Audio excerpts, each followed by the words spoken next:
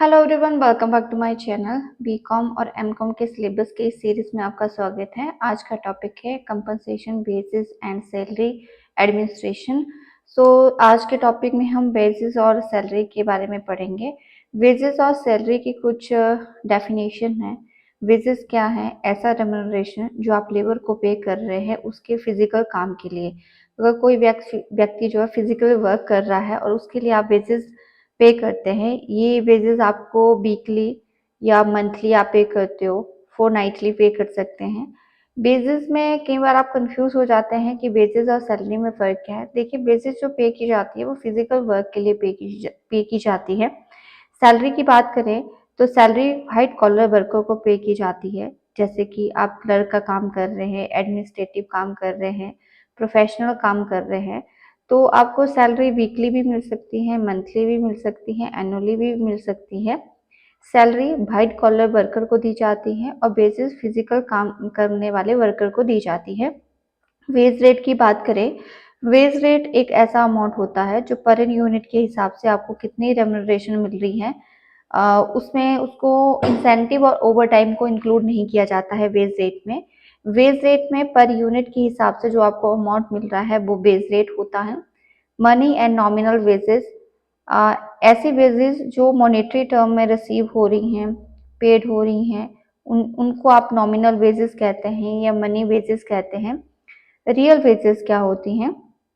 सो जो भी goods and service की क्वांटिटी पर्सन बाई करता है, ठीक है, with in the nominal wages, तो उसको रियल वेजेस कहा जाता है। मतलब आपको कोई मनी वेजेस मिल रही हैं, नॉमिनल वेजेस मिल रही है जो आप मॉनेटरी टर्म में रिसीव कर रहे हैं, उससे जो भी क्वांटिटी आपको गुड्स एंड सर्विस की आप ले रहे हो, उसको आप रियल वेजेस कहते हैं। रियल वेजेस आपकी परचेजिंग पावर को इन्फ्लुएंस करती है, रिफ्लेक्ट करती हैं। For example, the monetary basis मतलब 15,000 आपको मिल रहा है, price index multiply by 100। Price index क्या है उस ईयर का, मल्टीप्लाई बाई 100 कर देंगे। Real wages quantity of goods and service जो लेबर परचेज कर रहा है उसको रिफ्लेक्ट करता है। जो भी उसकी मनी वेजेस है उससे वो कितना परचेज कर रहा है गुड्स एंड सर्विस, वो रियल वेजेस होती हैं।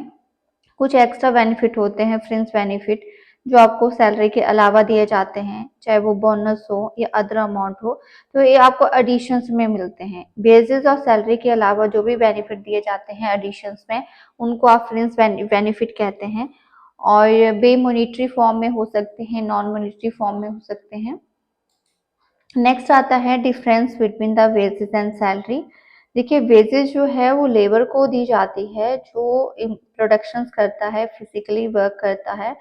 सैलरी ऑफिस वाले कैंडिडेट को या वाइट कॉलर वर्कर को दी जाती है।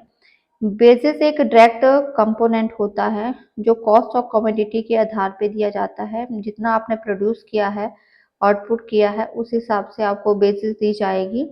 जबकि सैलरी एक इनडायरेक्ट कंपोनेंट है, आपने कितना काम किया है उस कंपोनेंट की गणना आप सैलरी में नहीं कर सकते हैं। बेसिस जो है वो वर्क आवर के हिसाब से पे की जाती है और सैलरी जो है वो मंथली बेसिस पे ज़्यादा पे की जाती है। बेस रेट का मतलब होता है कि जितना आपको पर यूनिट के हिसाब से कितना रेम्यूनरेशन देना है, वो वेज रेट है। जबकि सैलरी में किसी प्रकार का इस तरह की कोई टर्म्स नहीं होती है, कोई पर यूनिट के हिसाब से आपने कितना काम किया है वो सैलरी में डिसाइड करना थोड़ा सा मुश्किल होता है। वेजेस में फिजिकली सर्विस रेंडर करने पे आपको वेजेस दी जाती है, जबकि मेंटल सर्विस रेंडर करने पे आपको सैलरी दी जाती है। ये डिफरेंस था वेजेस और सैलरी का। नेक्स्ट हम बात करते हैं वेज कॉन्सेप्ट की। देखिए, वेजेस की मैनेजमेंट करना बहुत इंपॉर्टेंट है और वेजेस कितनी देनी है, सैलरी कितनी देनी है, ये पर्सनल मैनेजमेंट का काम होता है। व्यक्ति को ज़्यादा या कम वेजेस नहीं देनी चाहिए। ये एक डिबेटेबल क्वेश्चन है कि व्यक्ति को कितनी सैलरी मिलनी चाहिए। तो ये जो लेबर प्रॉब्लम्स है, हर लोग चाहते हैं कि उनको जो है वो अच्छी सैलरी हो, लेकिन इस प्रॉब्लम को सॉल्व करने के लिए एक मिनिमम पॉसिबल वेजेस होना बहुत ज़रूरी है। मिनिमम और मैक्सिमम पॉसिबल वेजेस में एक डिबेट होता है कि इन दोनों में से कौन सी फेवरेबल है। देखिए, जो काम आप कर रहे हैं उसके हिसाब से वेजेस डिसाइड होती है और मिनिमम उस पोस्ट पे मिनिमम वेजेस मिलना जो है वो ज़रूरी है, ताकि लेबर को सेटिस्फेक्शन हो, लेबर जो है वो काम में बना रहे। तो लेबर की सेटिस्फेक्शन और एम्प्लॉय के इंटरेस्ट को ध्यान में रख के जो है वो बेसिस होनी चाहिए।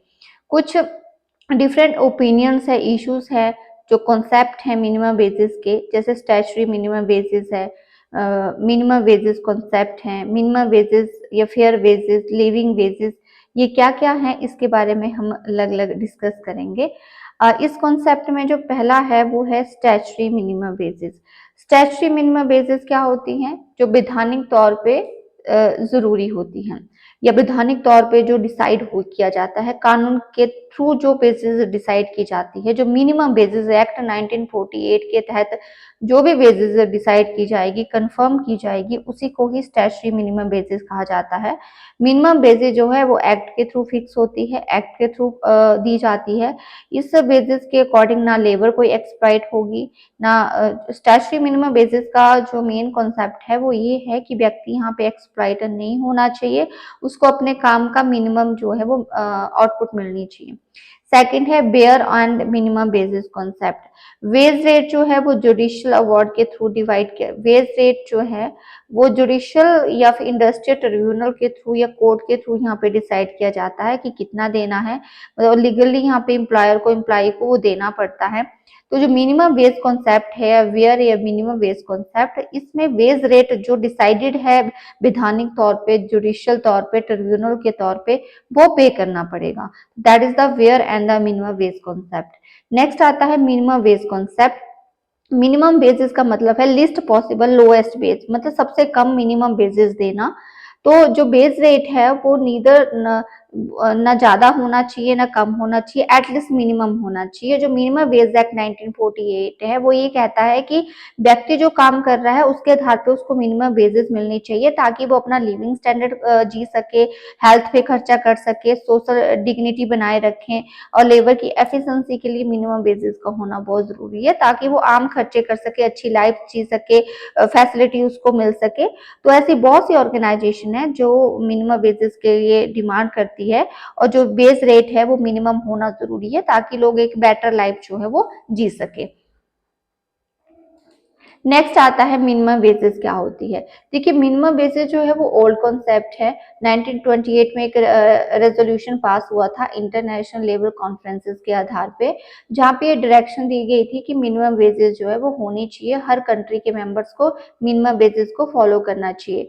इस रेजोल्यूशन को पास करने पर जो 1928 में इंटरनेशनल लेबर कॉन्फ्रेंसेस के आधार पे जो भी रेजोल्यूशन पास किया था, उसका प्रोविजन था कलेक्टिव बार्गेनिंग के तहत पे कि जो बेसिस होगी वो ज्यादा लो भी नहीं होनी चाहिए, but they should be the minimum, मतलब मिनिमम जो उसके काम के अकॉर्डिंग सही है।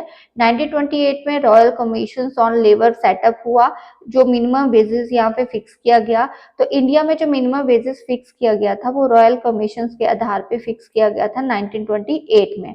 मिनिमम बेसिस जो है एक लोएस्ट अमाउंट होता है, एक लिस्ट पॉसिबल लिमिट है बेसिस की, जो कानून के तहत फिक्स की जाती है, जितना वर्कर को आपको देना ही पड़ेगा, और एम्प्लॉयर जो है वो उससे कम या उससे ज्यादा नहीं, ज्यादा तो चलो उसके टर्म एंड कंडीशन के अकॉर्डिंग वो दे सकता है, लेकिन मिनिमम उतना उसको देना ही पड़ेगा।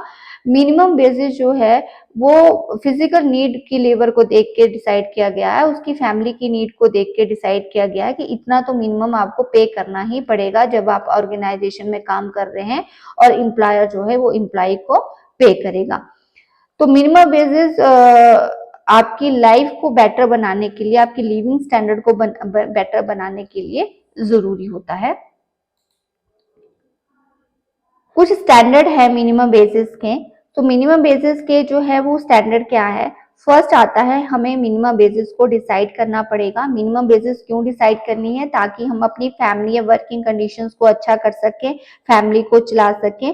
तो जो भी हम अर्न करते हैं, व्यक्ति अर्न कर रहा है, चाहे आपकी फैमिली में 10-15 लोग ही काम क्यों ना करें, लेकिन सब व्यक्तियों को जो काम कर रहे हैं उनको सबको एक मिनिमम बेसिस का मिलना क्या है, जरूरी है। आपके 3 फैमिली मेंबर्स तक जो है कंजम्पशन के लिए आपकी मिनिमम बेसिस होनी चाहिए, ताकि आपको इतना मिल रहा है ताकि 3 लोग जो है वो खा सके। एंड दूसरा कि मिनिमम बेसिस जो है वो 2700 कैलोरीज जो है वो फूड की गेन कर सके। जो अडल्ट फैमिली है उसमें 2700 कैलोरीज के हिसाब से मिनिमम बेसिस होनी चाहिए। और मिनिमम बेसिक क्लॉथ अगर आपने कोई परचेज करना है तो 8 यार्ड क्लॉथ पर ईयर के हिसाब से आप परचेज कर सके, उतनी बेसिस आपकी होनी चाहिए। और ये क्लॉथ की जो मतलब ये आपको मैंने बताया 8 है, 8 ये 4 मेंबर्स तक हैं, 4 मेंबर के 32 यार्ड्स बनते हैं क्लॉथ पर ईयर के हिसाब से।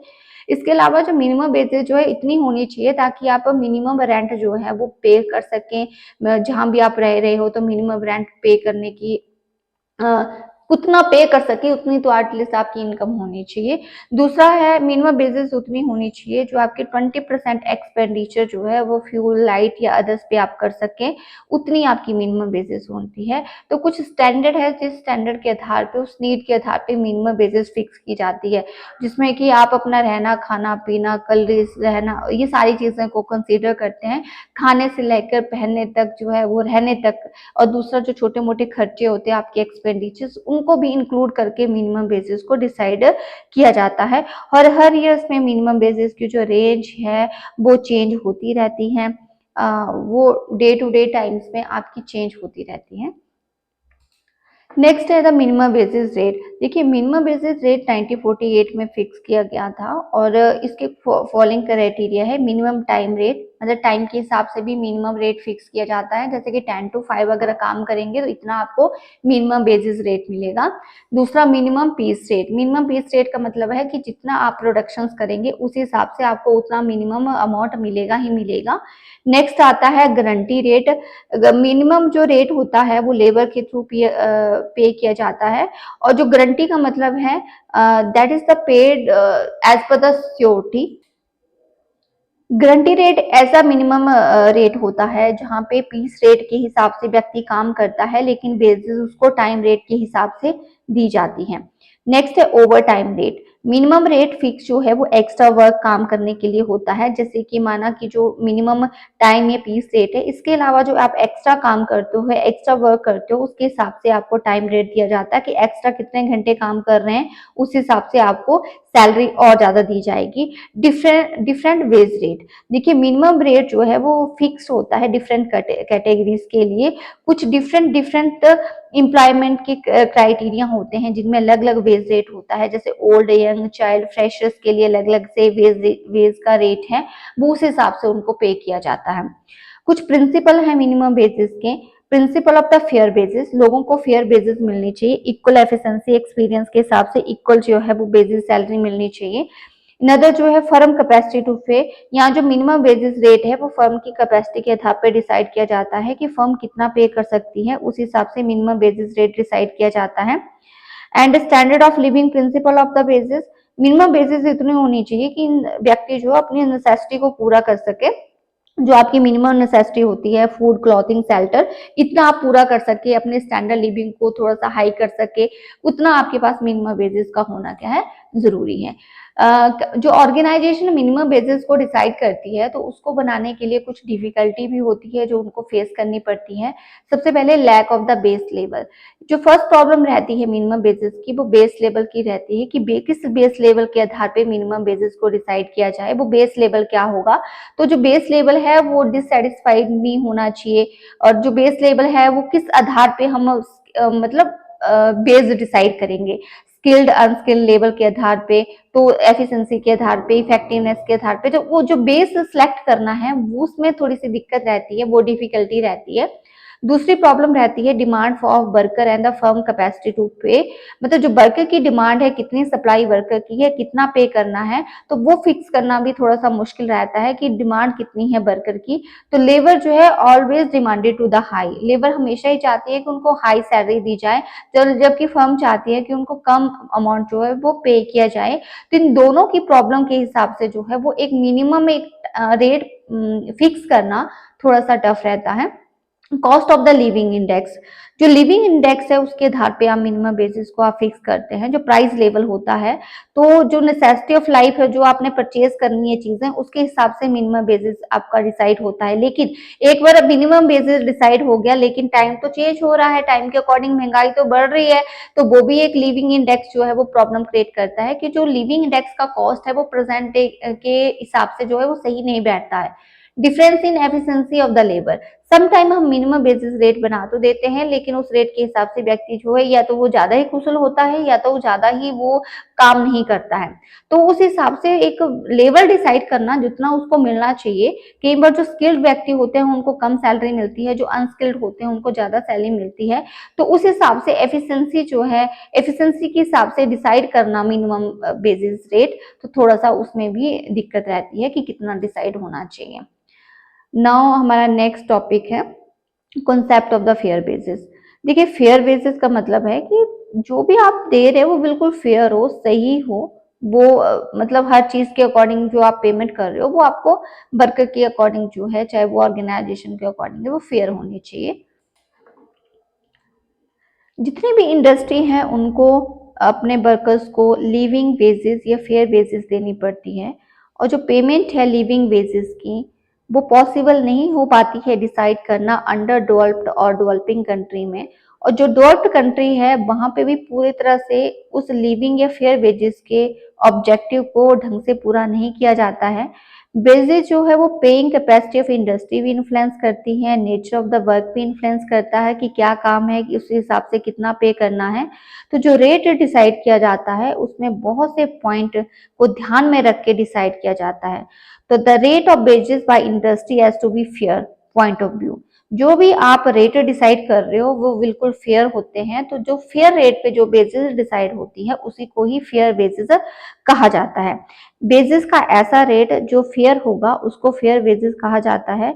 जो बेस रेट जो व्यक्ति को लेबर को दिया जाएगा सिमिलर इंडस्ट्री में वो सेम होगा। मतलब ऐसा नहीं है कि इंडस्ट्री, आप दो इंडस्ट्री है, सेम इंडस्ट्री है, एक में बेसिस जो है वो ज्यादा मिल रही है, दूसरे में बेसिस कम मिल रही है, तो वो अनफेयर बेसिस है। फेयर बेसिस क्या होगी, जो सेम इंडस्ट्री है, सेम प्रकार की इंडस्ट्री है, उसमें सेम प्रकार के बेसिस रेट आपको मिल रहे हैं, उसी को ही फेयर बेसिस कहा जाता है। फेयर वेजेस की कमेटी 1949 के अकॉर्डिंग फेयर वेजेस को डिसाइड करने के लिए मिनिमम वेजेस और लिविंग वेजेस को उनको समझना जरूरी है कि minimum wages and living wages क्या है। मिनिमम वेजेस का मतलब होता है lowest limit of the fair wages. जो फेयर वेजेस है उसकी लोएस्ट लिमिट को आप मिनिमम वेजेस कहते हैं। और highest limit is set to paying capacity of the industry. Industry दो प्रकार की चीजों को सेट करती है, एक तो मिनिमम बेसिस, एक हाईएस्ट बेसिस जो है वो सेट करती है एक पोस्ट पे। मिनिमम बेसिस मतलब उतना आपको देना ही पड़ेगा, उतना आपको पे करना ही पड़ेगा as per the minimum basis act के अकॉर्डिंग। और जो फेयर बेसिस है, जो वास्तविक में आपकी बनती है, वास्तविक में आपको मिलना चाहिए, वो आपका फेयर बेसिस है। बहुत से ऐसे फैक्टर है जो फेयर बेसिस को प्रभावित करते हैं, जैसे लेबर कितना काम कर रही है, कितना प्रोड्यूस कर रही है, कितना उसको रेट चाहिए, नेशनल इनकम की कितनी की लेवल क्या है, नेशनल इनकम कैसे डिस्ट्रीब्यूट हो रहा है, इंडस्ट्री का कंट्रीब्यूशन इकोनॉमी में कितना है। ये सारे फैक्टर जो है वो फेयर वेजेस को डिसाइड करने के लिए प्रभावित करते हैं। तो फेयर का मतलब क्या हुआ, जो सेम टाइप ऑफ इंडस्ट्रीज है उनमें सेम प्रकार के वेजेस रेट मिलने चाहिए, उसको फेयर रेट कहते हैं। या एक्चुअल में आप जितना काम कर रहे हो उसके हिसाब से जो आपको मिलना चाहिए उसको फेयर रेट जो है वो कहा जाता है। फेयर वेजेस जो कमेटी है उसके अपने कुछ पॉइंट ऑफ व्यू हैं कि fair wages should be the same. जो भी एरिया सेम प्रकार के एरिया हैं उनमें सेम प्रकार की वेजेस होनी चाहिए। बेसिस यहाँ पे कलेक्टिव बार्गेनिंग के अकॉर्डिंग, आर्बिट्रेशन के अकॉर्डिंग जो डिसाइड की जाती है वो प्राइमरी वेजेस होती हैं।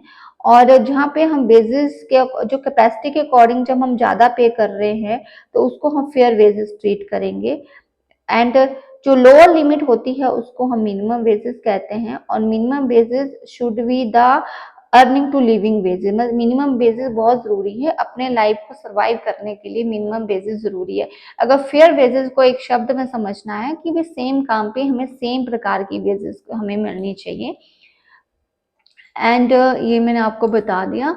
Now the concept of the living wages. Living wages का कंसेप्ट क्या है। सो लिविंग वेजेस की बात करें कि वेजेस ऐसी होनी चाहिए जो व्यक्ति को मोटिवेट करे ताकि प्रोडक्टिविटी इंक्रीज हो, क्वालिटी इंक्रीज हो। तो उस हिसाब से वेजेस जो है वो डिसाइड होनी चाहिए। आर्टिकल 43 हमारा कहता है कि state shall endeavour to the secure to all worker as a living wages. State को अपने वर्कर्स को लिविंग वेजेस देनी चाहिए, और जो लिविंग वेजेस है उसको डिसाइड करने के लिए बहुत से पॉइंट है। लिविंग वेजेस का मतलब है जो नेसेसिटी ऑफ द वर्कर वो उसको पूरा कर सके। आपकी वेजेस इतनी होनी चाहिए ताकि वो रह सके, रहने का मतलब लीव कर सके, जीवित रह सके। उसके लिए आपका रोटी कपड़ा मकान, आप उतना तक आप सरवाइव कर सके। प्रॉपर कंफर्ट ऑफ वर्कर, जैसे कि व्यक्ति जो है अपने घर में एजुकेशन बच्चों को दे सके, अगर वो बीमार पड़े तो अपना ट्रीटमेंट कर सके, सोशल नीड को पूरा कर सके, ओल्ड एज की इंश्योरेंस, अनसर्टेनिटी जो है वो उसको वो कम कर सके, सिक्योरिटी हो, अपनी डेवलपमेंट कर सके, तो उतना बेसिस व्यक्ति को मिलनी चाहिए। लिविंग बेसिस का मतलब है एटलीस्ट इंसान को अपने जीने के लिए जो बेसिस का एक क्राइटेरिया है उतना तो उसे मिलना चाहिए ताकि वो ढंग से जी सके, ढंग से रह सके, अपनी चीजों को पूरा कर सके, कंफर्ट लाइफ जी सके, एजुकेशन वो दे सके। अब लिविंग बेसिस जब डिसाइड की जाती है तो लिविंग बेसिस डिसाइड करते वक्त ऐसे बहुत से फैक्टर हैं जो उसको प्रभावित करते हैं। Bargaining capacity of the worker, यहाँ पे वर्कर को बार्गेनिंग करनी पड़ती है। एंड बार्गेनिंग क्यों करनी पड़ती है? क्योंकि भैया आपको आपको पता है कि आजकल जो है महंगाई कितनी हो चुकी है, कितना आपको सर्वाइव करना पड़ रहा है, तो उस हिसाब से आप बेसिस की डिमांड करेंगे। Second, capacity to the industry to pay, वे इंडस्ट्री आपको उतना ही पे करेगी जितनी उसकी कैपेसिटी है। अब वो ऐसा तो नहीं है कि बहुत ज्यादा पे करेगी, वो कैपेसिटी के ऊपर डिसाइड करता है। दूसरा, नेशनल इनकम, हमारी नेशनल इनकम ज्यादा है तो जनरली बात है हमारी लिविंग खर्चा भी ज्यादा होगा तो हमें ज्यादा ही पे मिलेगा। और हमें ये लिविंग बेसिस को डिसाइड करने के लिए ये भी डिपेंड करता है कि नियरेस्ट हमारी इंडस्ट्री, सेम प्रकार की इंडस्ट्री किस प्रकार का बेस रेट डिसाइड कर रही है। वर्कर जितना ज्यादा हायर काम करेगा, जितनी प्रोडक्टिविटी वाला काम करेगा, उसको जितनी ज्यादा बेसिस मिलेगी। अगर हमारी नेशनल इकोनॉमी जो है वो इंडस्ट्री के लिए बहुत इंपॉर्टेंट है, ये इंडस्ट्री जो वो नेशनल इकोनॉमी को बहुत ज्यादा ग्रो कर रही है, तो उस इंडस्ट्री में आपको अच्छी सैलरी पैकेज मिलेगा। दूसरा, अगर बेस रेट अगर कम है तो लिविंग बेसिस कम होगी, बेस रेट आपका ज्यादा है तो बेसिस जो रेट है, बेसिस रेट है वो आपका ज्यादा होगा। तो ये कुछ लिविंग बेसिस कॉन्सेप्ट है कि आपको लाइफ को जीने के लिए इतनी बेसिस तो मिलनी चाहिए ताकि आप लाइफ की बेसिक नीड्स को पूरा कर सके। Now the evolution of the base policy India, यानी क्या इतिहास रहा है बेसिस पॉलिसी का। देखिए, सबसे पहले एक कॉन्फ्रेंस हुई थी, उस कॉन्फ्रेंस का मैंने जिक्र पहले भी किया, international labour conference held in 1928 1928 में। उसके बाद royal commission on labour setup किया गया। रॉयल कमीशन की जो रिपोर्ट है वो 1931 में प्रेजेंट हुई। इसने 1929 से लेकर 1931 तक रिपोर्ट बनाई, और इस रिपोर्ट के रिकमेंडेशन के आधार पे ये डिसाइड हुआ कि इंडिया में मिनिमम बेसिस जो वो पे किया जाएगा। जो भी व्यक्ति काम कर रहे हैं उनको लोएस्ट मिनिमम बेसिस जो है वो पे करना पड़ेगा। कोई भी बेसिस पे बार्गेनिंग नहीं होगी। अगर 15,000 पे करना है तो पे करना है, उसके नीचे जो है वो बार्गेनिंग कोई भी डिसाइड नहीं होगी। इसकी जो कमीशन है इसमें मिनिमम बेसिस जो है वो बीड़ी मैन्युफैक्चरिंग फैक्ट्रीज में, मीका फैक्ट्रीज में, वूल कार्टिंग में ये फिक्स हो गया कि वहां के लोगों को इतना मिनिमम बेसिस आपको देना ही पड़ेगा। नेक्स्ट जो वो रेगा कमेटी है, रेगा कमेटी जो है उन्होंने सपोर्ट किया था जो बेसिक वेज लेवल है वो मिलना बहुत जरूरी है। जो बेसिक कुछ इंडियन इंडस्ट्रीज है, इंडियन इंडस्ट्रीज में बेसिक बेस रेट का मिलना बहुत जरूरी है। ये कमेटी भी, इन्होंने भी मिनिमम बेसिस रेट को फिक्स किया है कि इस डायरेक्शन पे भी जो रेगा कमेटी की डायरेक्शन थी 1944 के तहत, इसके तहत भी एक मिनिमम बेसिस जो है वो फिक्स की गई कि इंडियन इंडस्ट्रीज में मिनिमम बेसिस होनी चाहिए जो इंडियन इंडस्ट्रीज है। फिर बाद में सेंटर पे कमीशन आया। सेंटर पे कमीशन 1946 में आया, और सेंटर पे कमीशन ने कहा कि यूनिफॉर्म रेट टू पे, मतलब जो एक समान प्रकार के काम है उनमें यूनिफॉर्म रेट पे होने चाहिए। जो महंगाई भत्ता है वो ओवरऑल कंट्री में पे होना चाहिए, चाहे कंट्री बिग सिटीज की है, चाहे वो इंडस्ट्री सेंटर है, वहां पे हाउस रेंट अलाउंसेस होने चाहिए, सिटी कंपनसेटरी अलाउंसेस होने चाहिए।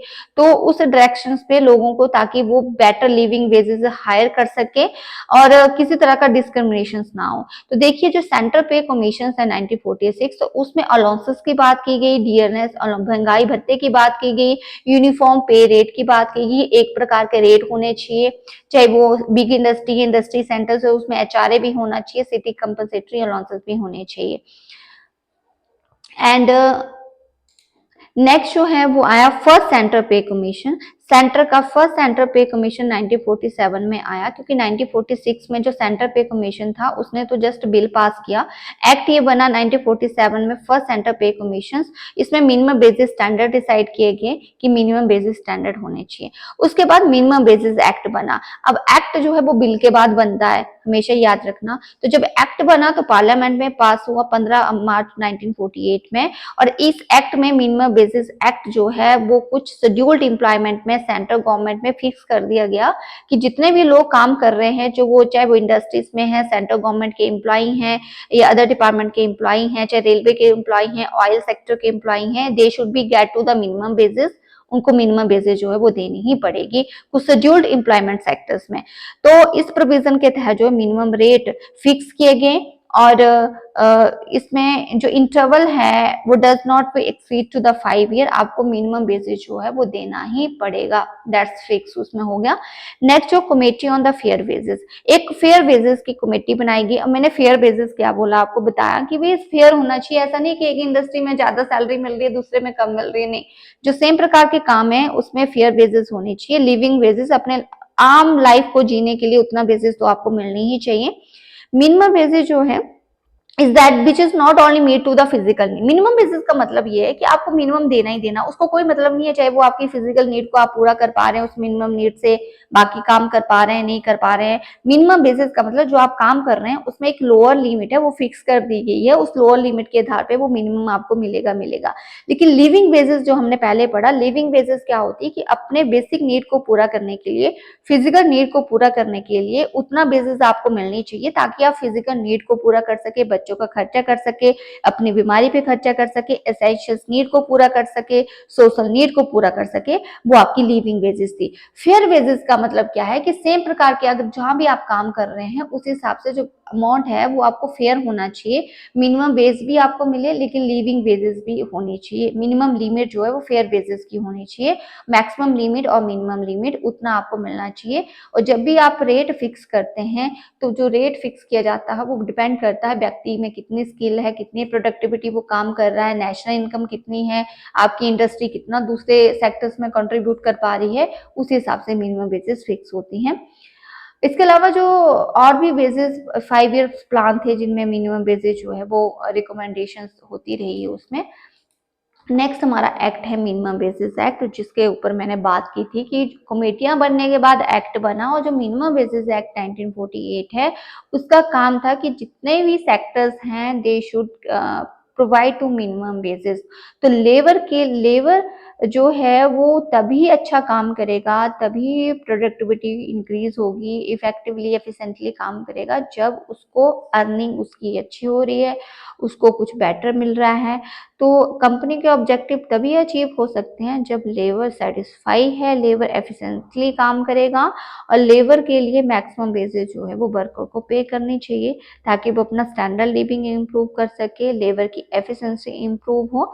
Employer class does not want to maximise its productions. अगर आप अपने प्रोडक्शन को मैक्सिमाइज करना चाहते हैं, प्रॉफिट को मैक्सिमाइज करना चाहते हैं, तो उसके लिए लेबर का सेटिस्फाई होना जरूरी है। लेबर को मिनिमम बेसिस फैसिलिटीज देना बहुत जरूरी है।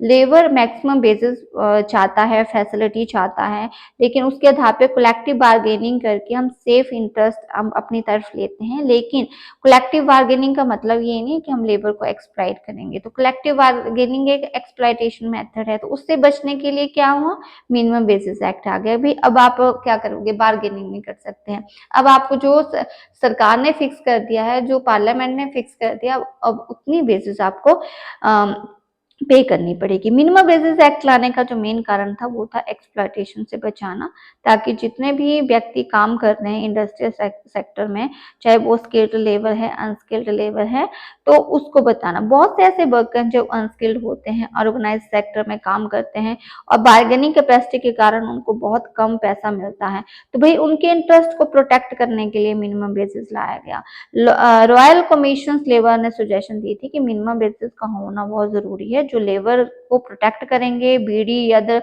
मिक्का जैसी इंडस्ट्रीज में ये सेटअप हुआ था। उसके बाद मैंने पहले कहा था इंटरनेशनल लेबर कॉन्फ्रेंस हुई थी, सबसे पहले कॉन्सेप्ट वहां पे आया था ये कि मिनिमम वेजेस होने चाहिए। फिर ट्रिपटाइट लेबर कमेटी 1943 में बनाएगी, उसका भी ओपिनियन ये था कि मिनिमम वेजेस होने चाहिए। इंडिया उसके बारे में सोचने लगा। 1948 में इंडिया भी इस डायरेक्शन में चला। फिर जो डॉक्टर बी आर अम्बेडकर ने 15 अप्रैल 1946 में एक बिल पास किया कॉन्स्टिट्यूशन में, लेकिन वो पास ना हो सका। तो 1948 में दोबारा से 15 मार्च 1948 को दोबारा से बिल लाया गया और देन दे पास्ड। 1948 में ये बिल पास हुआ, तभी ये मिनिमम बेसिस एक्ट 1948 नाम रखा गया इसका। मिनिमम बेसिस एक्ट जो है वो जम्मू कश्मीर में अप्लाई नहीं किया, बाकी सारे स्टेट में वो अप्लाई किया जाता है। नो मिनिमम बेसिस एक्ट का ऑब्जेक्टिव क्या है? वे एक्सप्लॉयटेशन को कम करना। जो लेबर के साथ एक्सप्लॉयटेशन हो रही थी, लेबर को काम के बजाय कम पैसे मिल रहे थे, उसको रोकने के लिए ये मिनिमम बेसिस एक्ट बनाया गया। दूसरा एफिशिएंसी को इंक्रीज करना। जब वर्कर सेटिस्फाई होंगे, वर्कर हैप्पी होंगे, तो वो अच्छे से काम करेंगे। लेबर के वेलफेयर को देखने के लिए मिनिमम बेसिस एक्ट का होना जरूरी है। जो भी प्रॉब्लम्स है लेबर की वो सेटिस्फाई हो जाएगी। तो सेफ इंटरेस्ट लेबर के ध्यान में रख के मिनिमम बेसिस एक्ट बनाया गया। गुड इंडस्ट्रियल रिलेशंस क्रिएट करने। सो मिनिमम जो बेसिस हैं वो एम्प्लॉयर और एम्प्लॉय के बीच अच्छा रिलेशंस क्रिएट करने के लिए बेटर है। फीलिंग ऑफ द सेफ्टी, तो इस एक्ट के अकॉर्डिंग जो है वो वर्कर मोटिवेट होते हैं, सेफ फील कर रहे थे एंड प्रोडक्शन भी इंक्रीज हो रही थी। प्रोडक्शन इंक्रीज होने के साथ साथ कॉस्ट भी कम हुई। अनदर इसके प्रोविजन है मिनिमम वेजेस एक्ट के। सबसे पहले fixation the rate of the minimum wages.